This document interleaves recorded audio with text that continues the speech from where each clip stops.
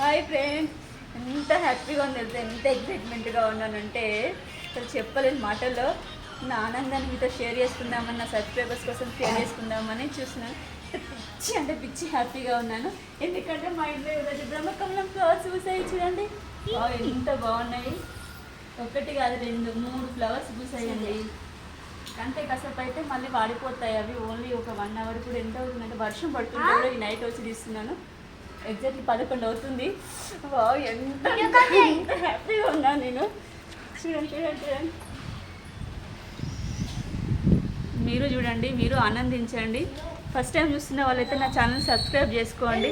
ఈ ఆనందాన్ని మీతో షేర్ చేసుకుందామని వీడియో తీశాను. మీరు కూడా చూసి ఆనందించండి. మా ఫ్లవర్స్ని బ్రహ్మకమలం ఫ్లవర్స్ అండి 3 ఇయర్స్కి ఒకసారి లేదంటే 4 ఇయర్స్కి ఒకసారి పూస్తాయి.